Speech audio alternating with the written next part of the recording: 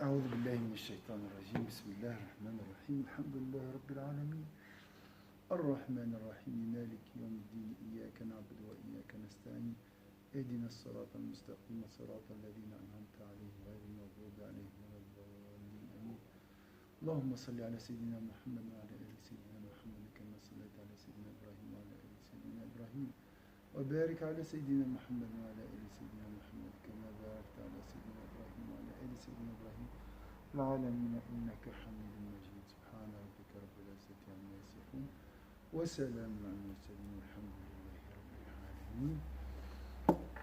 La Kaaba, c'est le centre, c'est l'essentiel comme on a dit.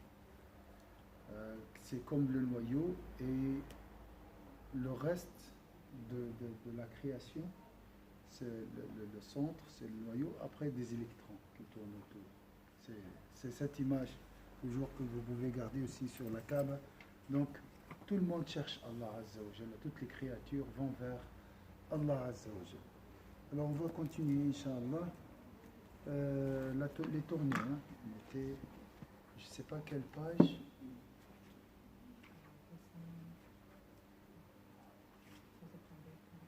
Ouais.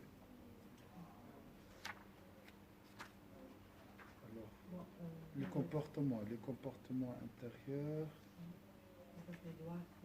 Les doigts, on a fini. Hein? Oui. On a fini. Voilà, 267. Donc, profitez, Inch'Allah, de la Kaaba. C'est une, comme il a dit lui-même, il faut remercier Allah Azza wa Jalla pour avoir la possibilité de mettre les pieds dans l'esplanade de cette enceinte de sécurité, Inch'Allah. Alors, la suite.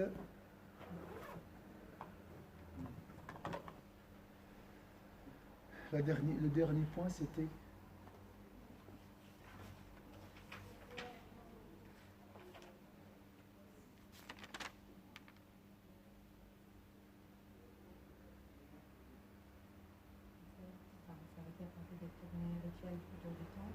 oui.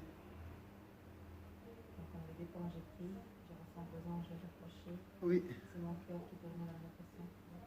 Oui. Et je vois avec un symbole apparent, de la monde invisible. Je représente la présence seigneurie et le monde invisible. Oui. Il faut s'arrêter là. Oui. C'est très bien. Donc l'image de quelque chose visible, un symbole visible qui représente quelque chose invisible. Je vais vous donner, lui-même va nous donner un exemple ici. Alors,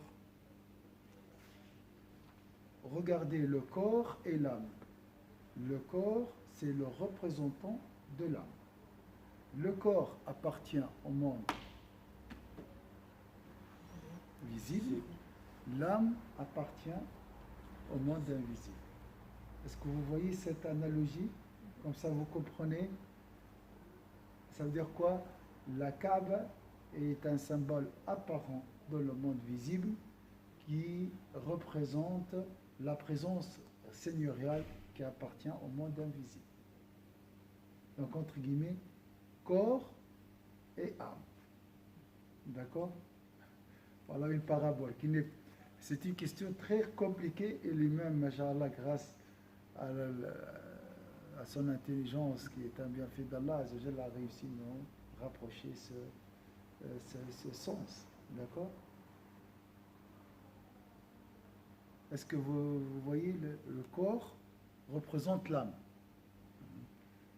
D'accord? On voit pas l'âme, on voit le corps. Mais en réalité, nous, on est des âmes. Le plus important, c'est l'âme. Hein? D'accord? C'est qu'elle est toujours vivante, en fait. Oui, c'est exactement, grâce à l'âme, nous sommes vivants. Hein? Et là, c'est le côté apparent de l'homme, le corps. On voit le corps. Mais ce n'est pas la finalité, le corps. Le corps, c'est un porteur. C'est comme un récipient. D'accord? C'est très beau, hein, comme exemple ici. Et toujours, je dis toujours, il faut dire alhamdulillah pour la compréhension. La chose la plus importante dans la vie, c'est la compréhension. Et le hajj est une porte ouverte, vraiment des portes ouvertes vers la compréhension de l'existence, de notre existence. Subhanallah. Et je pense, ceux qui souffrent, les gens, pourquoi on souffre? Parce qu'on ne comprend pas. On souffre à cause de notre ignorance. Voilà, C'est l'ignorance qui nous fait souffrir. Vous êtes d'accord? Hein? Donc, apprenez. Lis. C'est pour ça, le bonheur, c'est dans le premier mot du Coran, lis au nom de ton Seigneur. Hein, tu vois ça donc c'est lui qui est guidé vers la compréhension, vers la lecture, vers les cours, vers l'invocation de Dieu, vraiment, et c'est une personne gratifiée. Et c'est une personne que Dieu veut le bonheur pour lui.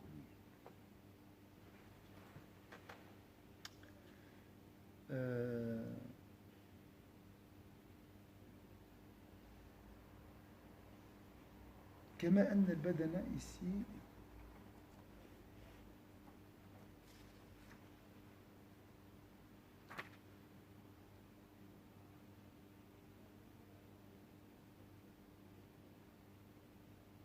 voilà, situé dans le monde.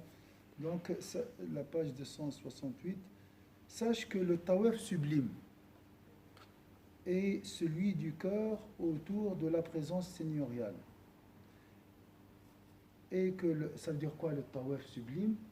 C'est lorsque tu es par exemple au chute, au travail, chez toi, et tu penses à Dieu. C'est ça le tawaf.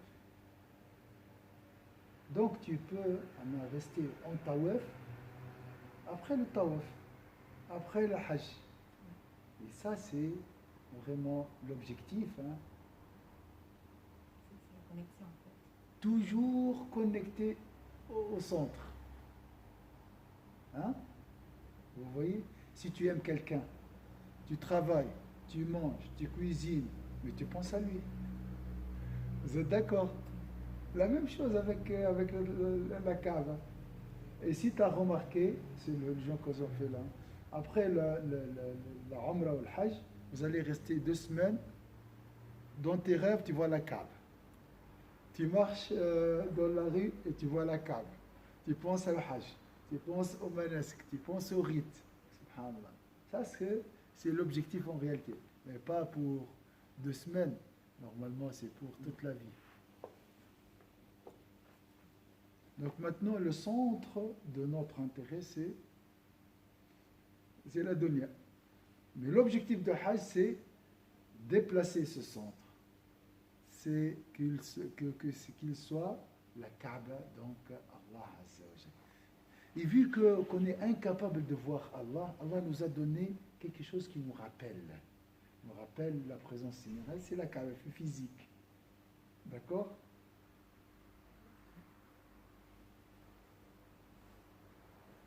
Et il est simple aussi. Donc comme ça, tu ne peux pas, comme si le charme de la Kaaba est mystérieux. Tu sais pas, il n'y a pas une représentation, il n'y a pas une tête, des bras, non, c'est simple. C'est un cube. Ah, c'est bizarre, hein, c'est merveilleux. C'est simple, mais en même temps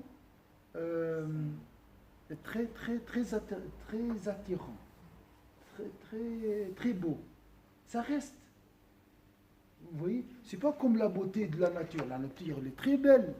Donc pourquoi Allah n'a pas choisi un paysage et il nous a dit faites des tours dans la forêt ou dans la mer ou autour de l'une. Pourquoi? Pour éviter qu'on rajoute des détails. Voilà. C'est mystérieux. Un cube simple, mais très beau, qui reste toujours dans le cœur. Hein? Qu'on ne peut pas décrire, qu'on ne peut pas savoir pourquoi. Pourquoi il était choisi comme symbole. Les couleurs sont simples, noires. Allahu A'lam. Les murs, c'est noir depuis Depuis le début, hein. Donc les stores sont noirs, je veux dire. Les pierres aussi c'est du granit, hein, Ça fait penser, hein. foncé, c'est volcanique aussi. Après le parfum aussi qui rend et donne. Hein? J'ai eu la chance de Le le sentir. sentir, ouais. Je vais, Inch'Allah, vous faire sentir le parfum de l'histoire de la Kaaba. Quelqu'un m'a amené, Inch'Allah. Alors,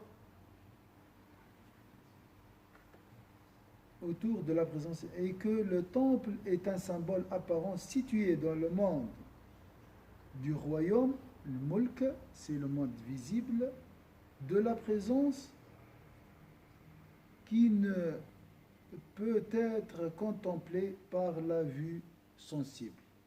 Cette présence étant celle du monde de la royauté céleste, Malakut. Mulk, Malakut, le premier c'est le monde visible, le deuxième c'est le monde invisible. De façon analogue, le corps est le symbole extérieur dans le monde apparent, Alam Shahad, on appelle ça, c'est la même chose. Hein? Monde visible, monde apparent, tout ça c'est la même chose. Du cœur qui ne se peut être attesté par la vue sensible, car le cœur se trouve dans le monde de la réalité occultée. Alam al-Ghaib. Donc tous ces mots, c'est la même chose. Alam al-Ghaib, le monde invisible, le monde de la réalité occultée, c'est la même chose. Le cœur, on ne parle pas de ce cœur, hein. On parle de l'âme. Quand on dit le cœur ou l'aql, l'intellect, c'est la même chose. C'est le monde invisible. C'est l'âme. D'accord? Est-ce que c'est clair? C'est juste ce que j'ai dit puis avec plus de détails. Sache que le monde du royaume et le monde sensible conduit à... Maintenant, quel rapport entre la Kaaba, écoutez-moi très bien, la Kaaba, qui est un symbole apparent, situé dans le monde du royaume, qui représente la présence seigneuriale qui se situe au monde invisible.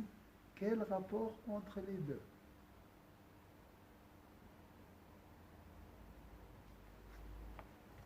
Quel rapport entre le Kaaba, le symbole, et la présence seigneuriale?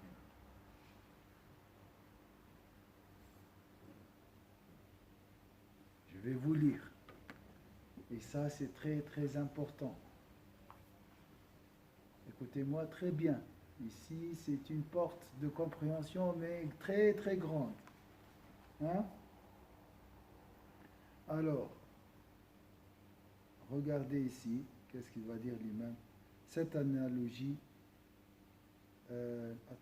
sache que le monde du royaume. Alors, cette phrase, il faut la souligner, s'il vous plaît. Ça veut dire quoi, le monde du royaume?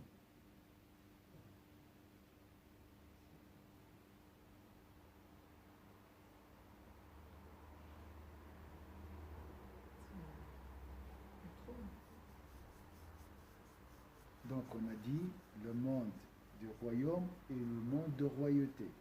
Le monde visible, le monde invisible. Le monde de la réalité occultée et le monde apparent. Le monde du royaume, c'est celui qui est visible. Très bien. Alors, le livre appartient à quel monde? Visible. Visible. En réalité, il a un côté visible, il a un côté invisible. C'est quoi le côté invisible du livre? C'est les secrets qu'il y a dedans. Alaykoum salam. Alaykoum salam. Oui, les significations, la compréhension appartient au monde invisible. Les atomes de ce livre invoquent Allah Azza wa Jalla. L'invocation des atomes appartient au monde invisible. Tu es venu pour écouter l'information la plus importante, peut-être dans le Hajj et dans la vie. Ça, c'est pour la vie entière. Ça, c'est dans votre vie. Ça ne concerne pas seulement la Kaaba. Le monde. Alors, sache que le monde du royaume, le monde visible, donc ton mari, c'est la paroi, c'est pas cette paroi, ce livre, le tapis, tout ça, ce que vous voyez, le monde visible, le monde du royaume, c'est le monde visible. L'autre monde, c'est le Malakut, c'est le monde de la royauté, on appelle ça. Est-ce que ces choses sont claires, tout d'abord? Arben, est-ce que c'est clair ou pas? Si c'est pas clair, il faut me dire. Oui, le monde invisible, je disais le monde de la croyance. Le monde invisible, on trouve la croyance, la compréhension, tout ça, tout ce qui est impalpable appartient au monde de la royauté. Tout ce qui est visible, palpable, entendu, écouté, touché avec les sens, il appartient au monde de la royauté. Alors, quel rapport entre le monde visible et le monde invisible?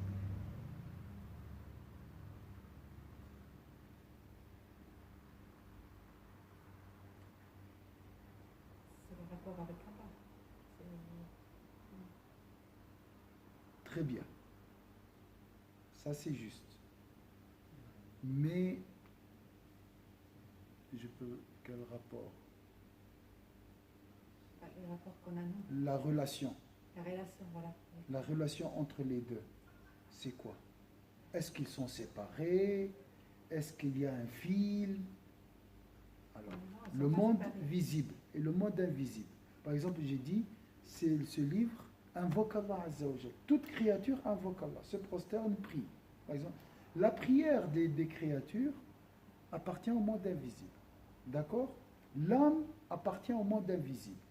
D'accord? La Kaaba, c'est un symbole apparent situé dans le monde du royaume, appartient au monde visible, qui représente la présence seigneuriale qui est dans le monde invisible. D'accord? Quel rapport entre les deux? Qu'est-ce qu'il y a entre les deux? D'accord? La foi, la croyance, très bien, oui.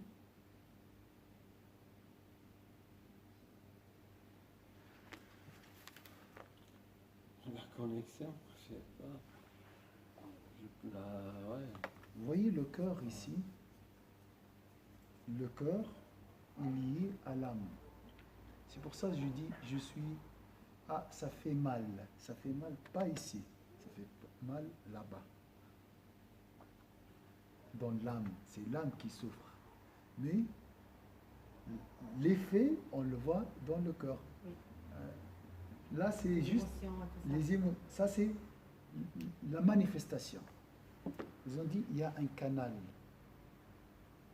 entre le cœur et l'âme. Mais ça, c'est caché. Maintenant, entre la Kaaba et la présence seigneuriale. Entre l'invocation de la tombe et la tombe elle-même. Qu'est-ce qu'il y a? Alors, lui-même ici, il va pas nous expliquer ça. Parce que c'est des choses qu'on doit arriver tout seul à les contempler. Et ça, c'est si Allah t'ouvrira, Inch'Allah, la porte de la compréhension là-bas dans un tawaf, et tu vois le rapport ou le lien entre les deux, félicitations.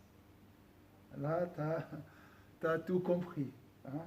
Ou bien tu as commencé à aller vers l'essentiel, comme on a dit. Le Hajj, c'est une occasion pour comprendre ton existence, pour comprendre toi-même, pour se connaître, pour connaître Allah.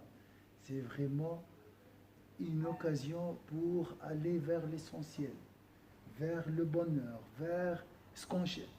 C'est le Hajj, c'est ce qu'on cherche. Là-bas, on trouve ce que nous cherchons toute notre vie.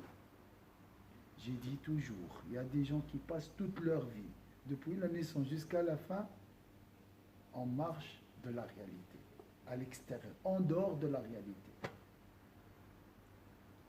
Al-Ghazali, il a passé toute sa vie pour comprendre l'essentiel.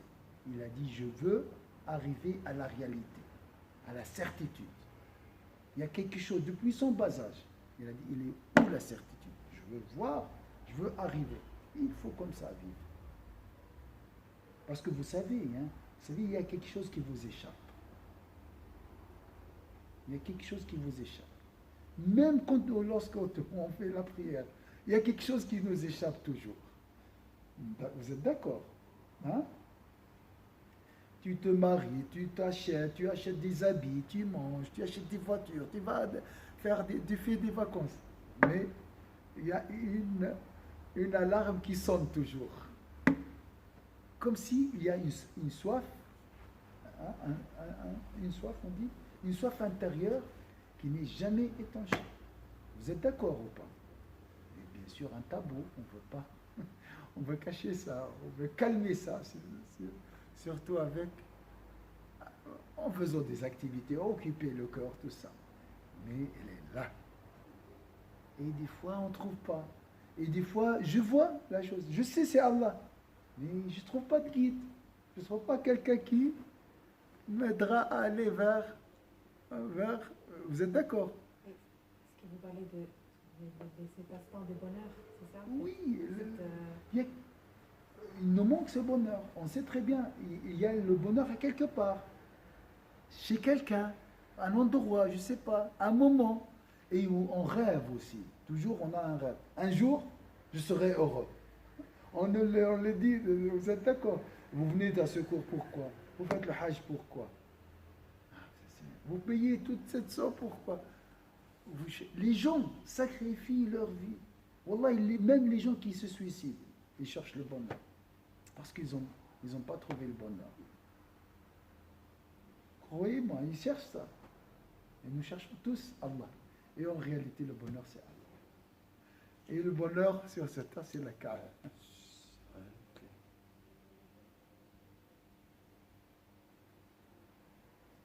Est-ce que c'est clair, Arwen? Oui. Le bonheur, le symbole est la Kaaba. Maintenant, comment, à partir de la Kaaba, je peux arriver à Allah? Comment, à partir de ce corps, je peux arriver à l'âme? D'accord? Comment, à partir de ces atomes, je peux écouter ce qu'elle a entendu, Faustina, lorsqu'elle a entendu les corneilles, elle m'a dit, tu entends ces corneilles? J'ai dit oui. C'était aussi un jour avant son départ. Elle m'a dit, moi, je l'entends, je les entends différemment. Donc elle n'entend pas ce que vous entendez. Parce que moi, je vis dans la dunya. Et elle est déjà de l'autre côté. Qu'est-ce qu'elle m'a dit? La première chose, elle m'a dit, la dunya s'arrête ici. Donc elle est déjà, elle voit autre chose. Est-ce que c'est clair? Donc dans chaque créature, il y a une partie qu'on appelle dunya, visible. Malheureusement, là on juge, elle est belle, elle est gentille, on juge les apparences sur les apparences. On juge parce qu'on ne voit pas, on est aveugle, on ne voit pas l'autre partie, l'autre côté. Elle était de l'autre côté. Elle a entendu les corneilles différemment. Moi, je dis, parce que moi, je suis je suis des gens de la dunya, j'ai dit peut-être elle a entendu les glorifications des corneilles. Les invocations. Oui. D'accord? Peut-être. Peut-être les sœurs Wafa et Marim, Anna et Arden m'ont entendu répéter ça plusieurs fois. Même chose Yves, il m'a dit, je vois la beauté partout. Tout est beau. Une araignée, il m'a dit. Une promenade au chiffre. Comment tu peux voir la beauté dans cette promenade? Tout est beau. C'est un écran, il m'a dit. Le plafond, ce plafond, est-ce que vous pouvez imaginer que c'est un plafond? C'est un écran. Pour lui, c'est un écran. Il voit, je ne sais pas quoi.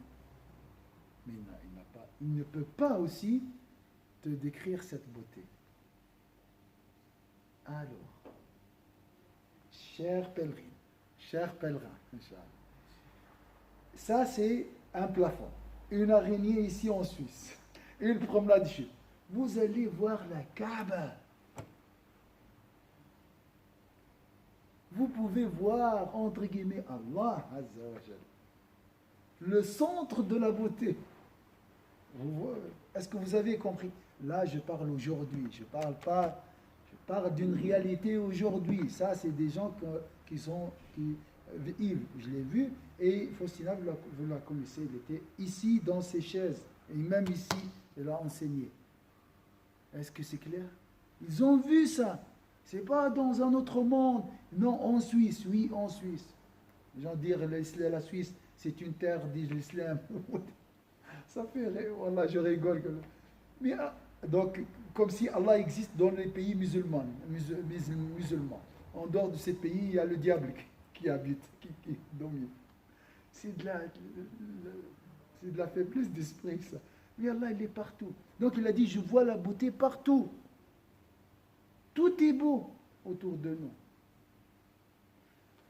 Mais bien sûr, il parle de ce côté du monde de la réalité avec grand R.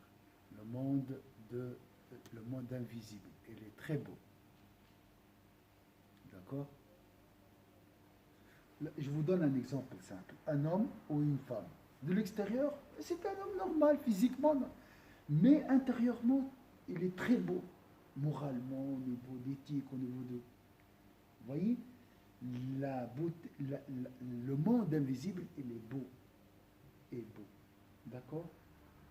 Et la vraie beauté, c'est de l'autre côté.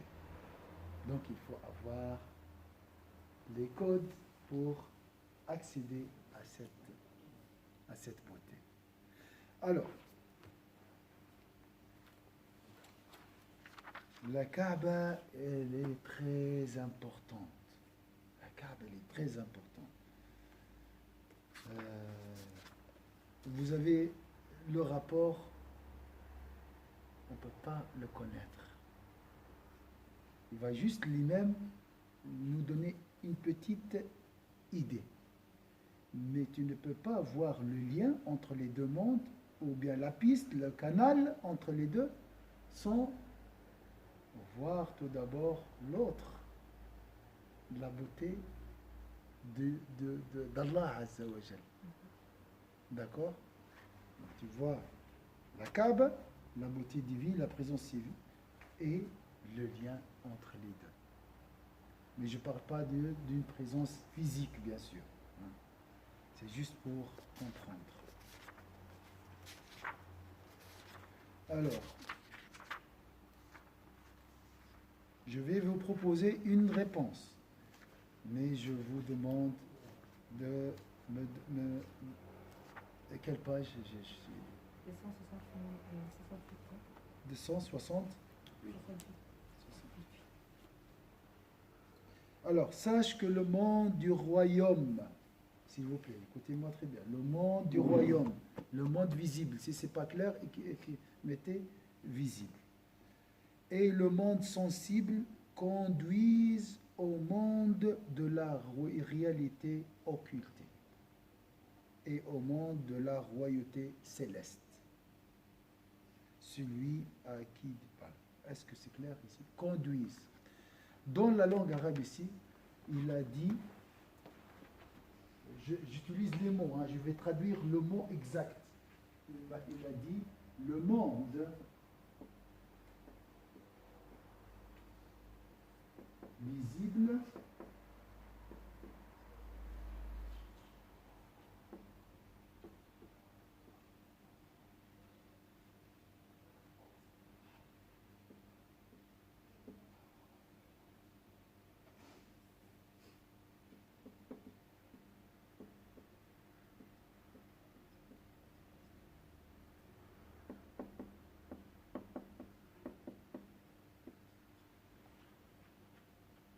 dit, c'est une marche vers le monde invisible. Comment vous comprenez ça? Ici, il a dit conduisent. Hein. Ils ont traduit, il a essayé de comprendre, ça veut dire quoi? Escalier ou marche. Marche, vous voyez, la marche dans un escalier. Donc, conduisent. C'est vrai. Ça, c'est une marche dans le sens. Donc, la Kaaba, elle est là. Ici, c'est la présence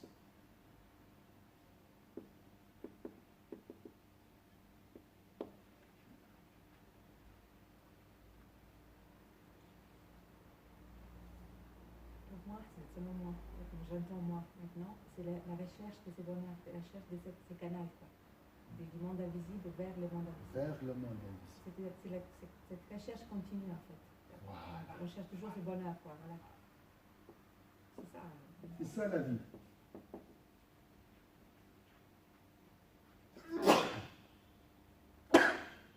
C'est la recherche. C'est la recherche. Très bien. Wafa, qu'est-ce que tu penses? Une marche. Donc ce monde visible, c'est une marche. C'est une étape. Si tu réussis à la traverser, tu vas te trouver dans le monde ténébreux. Je dis, ce monde visible, il permet pour aller vers le monde invisible. Voilà. C'est plus facile comme Voilà, ça. ouais. Si on te demande d'aller directement Voilà, au monde, c'est sans ça. passer par la Kaaba, sans passer par tous ces cours. Tout ce qui est physique, Voilà. parce que c'est très proche de nous, ça. Très proche. D'accord? Et lui, il va nous amener au monde invisible. Est-ce que c'est clair ici? Est-ce que vous avez compris ce point? Mais bien sûr, vous ne voyez pas le lien, le rapport. Mais maintenant, comment faire pour traverser cette étape ou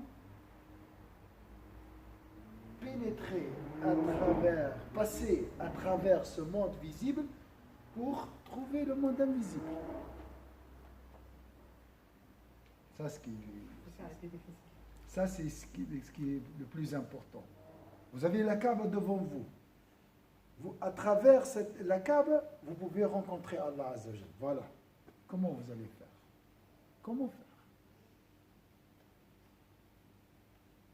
Ouais, je dirais, travailler, croire, Travailler. j'aime avoir beaucoup. la bonne foi. Travailler. Très bien. Voilà. Comment travailler avec la Kaaba?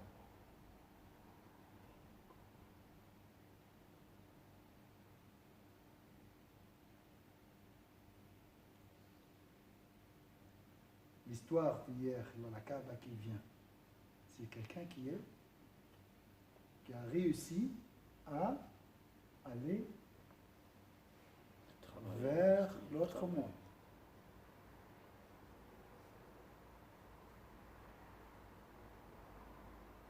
Comment faire? Ça, travailler ici, c'est bien. Juste détailler le mot travailler. Comment travailler la Kaaba? La regarder et faire le dora, comme on a dit. Méditer. Pas le regard de la forme. Hein? Il ne faut pas rester sur ah oui, là, non. Il faut chercher, hein? Méditer, regarder. Vous pouvez, entre Maghreb et Isha, aller au 2e étage, 3e étage, et prendre une chaise et regarder la Kaaba. Regarder la Kaaba est une adoration. Sans invoquer Allah. Hein? Il y a un secret ici. Tu as bien dit, Wafa. Regardez, mais avec concentration, avec présence du cœur, avec amour, avec cette quête. Il faut chercher. Il ne faut pas se promener là-bas. Il faut aller vraiment avec une aspiration. Inch'Allah, je veux arriver à Allah Azza wa Jalla. Je veux rencontrer Allah Azza wa Jalla. Sayyidina Moussa, il a voulu parler, il a parlé avec lui. Après, il a voulu le voir. Il a demandé. D'accord? Et Allah s'est manifesté à Sayyidina Moussa. Hein? Sur le mont de Sinaï. Vous connaissez l'histoire. Donc, ça, c'est la vie. Ça, c'est la vie. Vous avez des choses devant vous, c'est juste une étape à traverser. Ce n'est pas une finalité. Ton mari n'est pas une finalité. Il y a quelque chose derrière lui. Il y a Dieu derrière lui. Ton patron n'est pas une finalité. Si tu restes sur ces apparences, wallah, tu vas souffrir. Tu vas souffrir. Ça, c'est une prison. C'est pour ça Allah l'a dit, la dunya, c'est la prison. Le prophète, la prison du croyant. Pourquoi? Parce que malheureusement, il veut aller plus loin, mais malheureusement, il se trouve attiré vers le bas par la matérialité. Donc il veut se libérer. C'est une bonne et belle image. C'est la prison. Vous voulez, tout le monde cherche cette liberté. Vous êtes d'accord? Et la liberté, c'est Allah Azza wa Jalla. Donc vous voyez ce tawaf, c'est magnifique ça. C'est formidable. D'accord? Donc, travaillez, méditez. Tout ce que vous êtes en train de faire maintenant, il va dans ce sens-là. C'est une accumulation. Ça va vous aider, Inch'Allah, le savoir, l'aspiration, sacrifier du temps. Masha'Allah, il a travaillé, il vient après. Et après, il va aller à Vevey, tout ça. Arben, il a vu, il a entendu ce cours plusieurs fois. Masha'Allah, ma soeur Mariam Ouafat. Tout ça, c'est une accumulation qui vous permettra, Inch'Allah, de traverser ce monde invisible vers la véranda, vers les jardins, vers la compréhension, vers la beauté. Un jour, Inch'Allah. Mais lorsque tu passes, tu ne peux pas retourner. Jamais. Lorsque tu sors, tu arrives là-bas, c'est fini. Tu ne peux pas revenir à ce monde. C'est-à-dire qu'il va rester toujours cette Oui, c'est fini après. Si les portes de l'autre monde s'ouvrent et tu vois, tu arrives à voir cette beauté, tu ne seras jamais privé de cette beauté.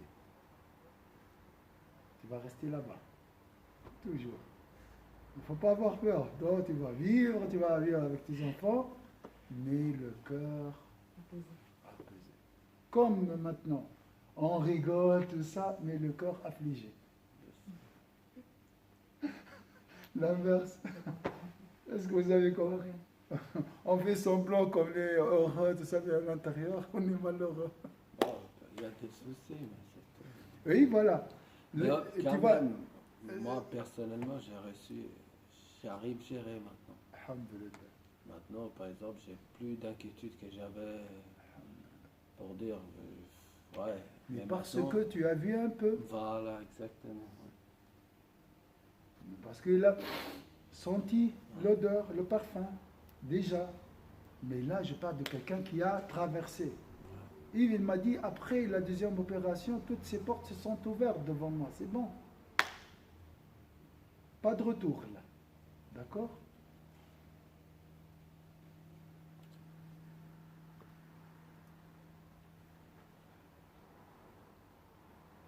Je ne sais pas, il me reste 5 minutes. Et ça, c'est essentiel, ça.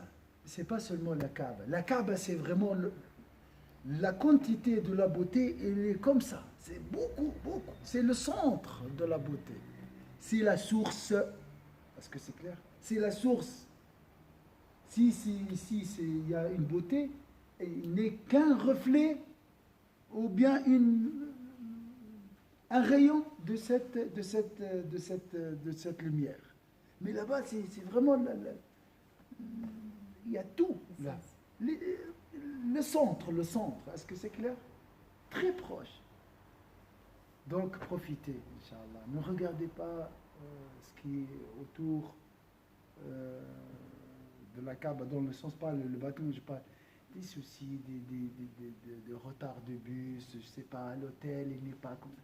Laissez tout ça et restez toujours le maximum dans l'enceinte de la Kaaba, l'enceinte de la chambre sainte du prophète sallallahu alayhi wa sallam. Toujours à côté du prophète qui va vous guider, Inch'Allah, vers Allah Azza wa Jalla. Est-ce que c'est clair? Le maximum, le minimum vraiment de contact avec l'extérieur de ces endroits. La Kaaba et la chambre du prophète sallallahu alayhi wa sallam. Ça, c'est les endroits les plus importants dans votre Inch'Allah, durant votre adoration, qui est le Hajj, Inch'Allah. Alors, est-ce que vous avez compris, ça veut dire quoi? Marche, étape. Donc, si moi, maintenant, je médite très fort ce tapis, je vais voir autre chose. Voilà. Je peux traverser. Question d'invocation, méditation, présence du cœur, concentration, et tu pars, Inch'Allah. Il m'a dit, Yves, il suffit que je me fixe un peu et je pars. Donc le voyage est devenu fluide. Le passage est devenu fluide parce que les portes sont ouvertes, ils ne se ferment jamais. Nous, on peut voir des éclairs, on peut recevoir des éclairs. Mais après, on revient. C'est bien, ça c'est déjà, il y a un début. Commencez, continuez. Est-ce que c'est clair? Surtout pendant le mois de Ramadan, vous avez reçu des éclairs. Mais ces gens-là sont vraiment dans la lumière, constamment. Et l'exception, c'est de revenir à ce monde. De temps en temps, voilà, il revient, il oublie. Comme nous sommes dans l'oubli total, et de temps en temps, on se rappelle de Dieu. Le contraire. Est-ce que c'est clair, ces choses? Même si je me suis étalé sur ce point, parce qu'il est très, très important. Le diable a dit, c'est quoi cette histoire des pierres? Tu fais des tours. Maintenant, c'est lui. Il va jamais. Depuis que j'ai lu ce cours, j'ai jamais reçu des doutes comme avant. Au début, le premier Hajj, deuxième Hajj, je fais des tournées, je pose des questions. Nous sommes des associateurs. On fait des tournées hauteur de pierre, tout ça. Hein? Subhanallah. Lui-même, il a dit une chose. Les doutes ne seront chassés qu'à travers la certitude. Si tu ne reçois pas de la certitude, tu te restes toujours dans les doutes. Tu peux les calmer, tu peux les oublier, tu peux les écarter, mais ils sont là. Le problème, c'est quoi? J'ai peur que ces doutes soulèvent au dernier moment, pendant l'agonie. L'agonie.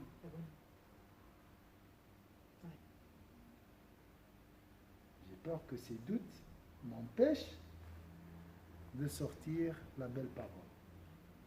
Ah, là c'est grave. Je peux vivre comme ça, l'islam traditionnel, tout ça. Tout va bien, ashhadu an la ilaha illallah.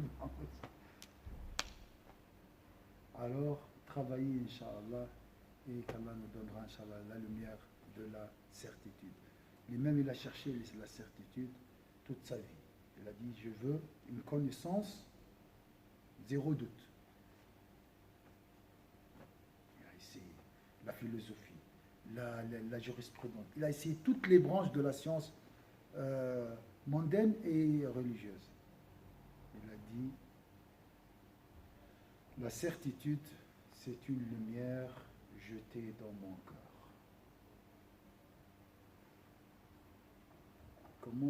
Comment arriver à cette lumière? Ce que tu as mis ici, travailler, c'est le combat spirituel. C'est l'effort, à travers l'effort. Maintenant, alhamdoulilah, les ulama ont dit la prière sur le prophète sallallahu alayhi wa sallam. Elle peut, Inch'Allah, te donner cette lumière. Alhamdoulilah, une facilité. Avant, c'était plus difficile, plus compliqué. Est-ce que c'est clair? Sinon, voilà, on va vivre avec ces doutes. On va faire avec, comme on dit. Elles sont là, qu'est-ce que je fais? J'arrive pas, parce que tu ne peux pas les chasser avec la raison. À chaque fois que tu trouves une réponse, cette réponse soulève un doute. La raison est incapable de te donner des réponses, comment dire, définitives. C'est le cœur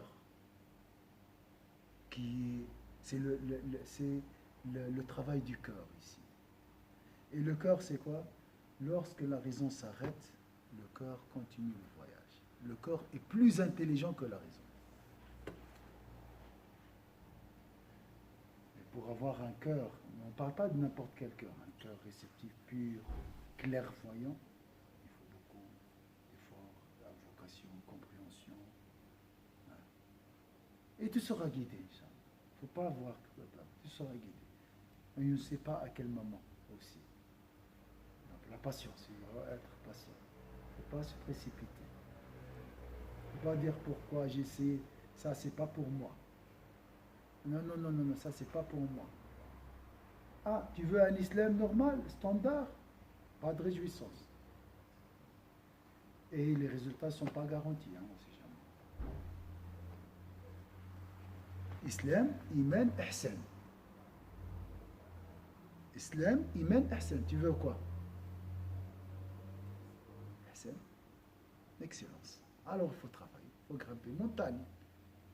Pyramide. L'islam, c'est alhamdoulilah, ça c'est par défaut. Par défaut, nous sommes des musulmans. Hein? Ça c'est, on n'a pas fait d'effort. Alors, il ne faut pas rester à ce niveau-là. Il faut aller plus loin.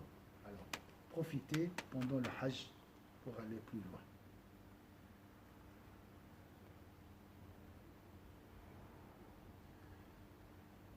Sache que le monde... Mais tu vas dire, Chir, j'ai regardé la Kaaba.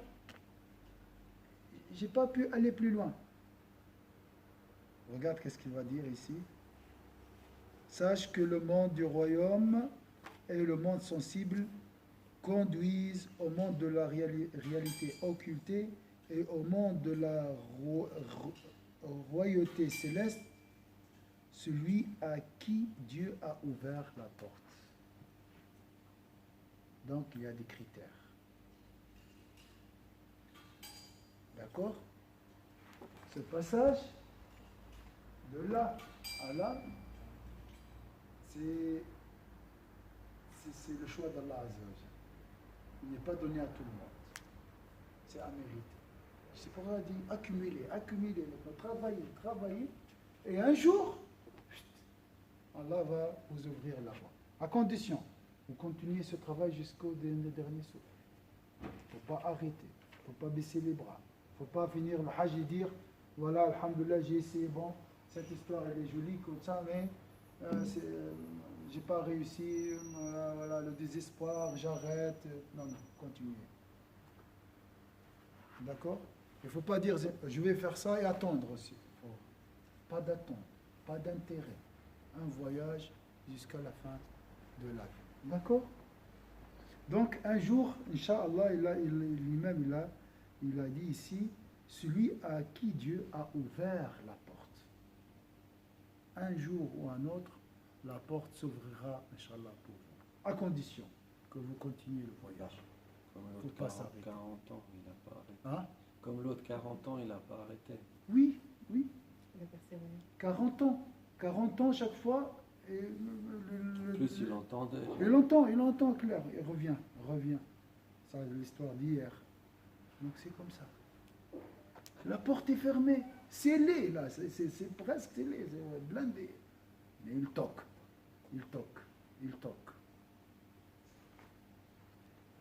Ça, c'est joli. On fait une petite pause, Inch'Allah. Et on revient, on va continuer cet acte parce que c'est très important. Inch'Allah. Mais maintenant, c'est plus facile après. C'est clair? Oui. Vous avez vu? Donc vous pouvez voir Allah partout. Inch'Allah après. Donc comme si vous allez voir la Kaaba partout. D'accord. Subhana rabbika rabbil izzati amma yasifun wa salamun ala al mursalin. Alhamdulillahi rabbil alamin.